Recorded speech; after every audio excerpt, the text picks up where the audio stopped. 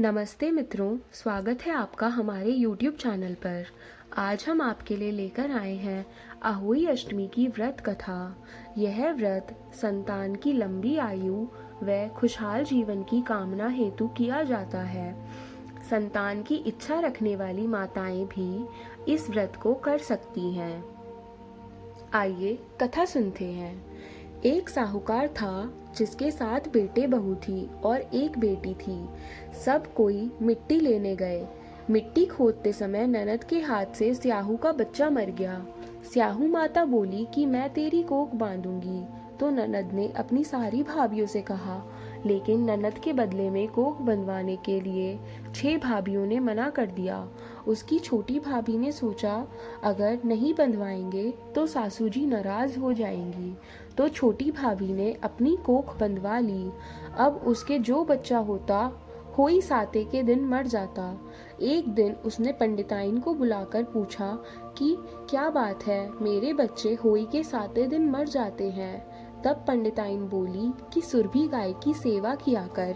सुरभि गाय स्याहू माता की सहेली है, वह तेरी कोख छोड़ेगी तब तेरे बच्चे जिएंगे। अब वह बहुत सुबह उठकर सुरभि गाय का सारा काम कर जाती। गऊ माता बोली कि आजकल कौन मेरी इतनी सेवा करता है, मेरी बहुएं क्या करेंगी, वे तो लड़ाई करती हैं। आज देखा जाए कौन सारा काम करता है। गऊ माता ने खूब सुबह उठकर देखा कि एक साहूकार के बेटे की बहू है जो सारा काम कर जाती है।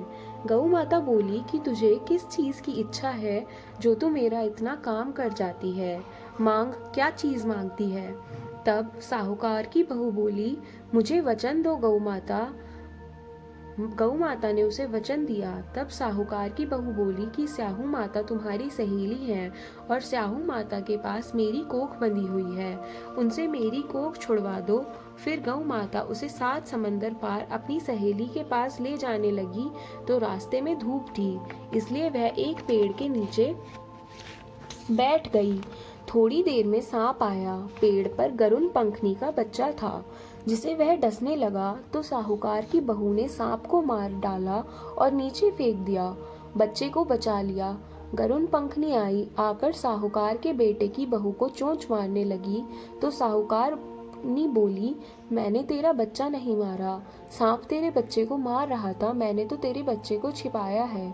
तब गरुण रंखनी बोली, मांग, क्या मांगती है।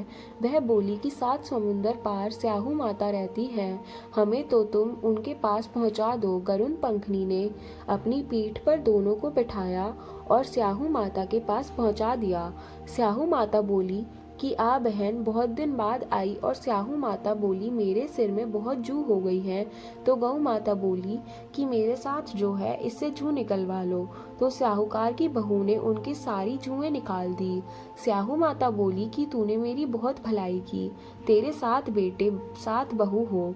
बहू बोली कि मेरे तो एक भी बेटा नहीं है, 7 बेटे कहाँ से होंगे। स्याहू माता बोली, क्यों नहीं होंगे। तब वह बोली कि मुझे वचन दो। तो स्याहू माता बोली, वचन, ये वचन वचन उकोती धोबी कुंड पर कंकरी हो। जब साहूकार की बहू बोली, मेरी कोख तो तुम्हारे पास बंधी हुई है, तब स्याहू माता ने कहा कि तूने मुझे बहुत ठगा। मैं तेरी कोख खोलती तो नहीं, लेकिन अब खोलनी पड़ेगी। जा, तेरे घर में तुझे 7 बेटे बहू मिलेंगी। तू 7 उज्मन करिए, 7 हो माता, 7 मंडियो, 7 कढ़ाई करियो। वह घर गई, देखा कि वहाँ 7 बेटे बहू बैठे हैं, बहुत धन हो रहा है। उसने 7 होई मांडी, कोई दीवा पर, कोई मटके पर, कोई कहीं। 7 उज्मन करे, 7 कढ़ाई करी। उधर सारी देवरानी जेठानी कहने लगी, जल्दी जल्दी चौका पुजा कर लो, नहीं तो सब कोई रोने लग जाएंगे। थोड़ी देर में उन्होंने बेटे से कहा कि देख कर आओ, आज वहाँ रोई क्यों नहीं। वह देखकर आकर बोला कि चाची तो होई मान रही है, खूब उज्मन हो रहा है। फिर दोनों जेठानी दौड़ी दौड़ी देखने गई तो वहाँ तो छुड़ा लाई। वह सब बोली कि तुमने कोख कैसे छुड़ाई। वह बोली कि मैंने तो बंधाई नहीं, लेकिन स्याहू के बच्चे के मरने की से कोख बंध गई। अब स्याहू माता ने मुझ पर दया करके मेरी कोख खोल दी। हे स्याहू माता, जैसे साहूकार की बहू की कोख खोली, ऐसे ही हमारी भी खोलना, सबकी खोलना। कहते सुनते हुंकारा भरते, सबके कारज सिद्ध करते, अपने सारे परिवार की कोख खोलना।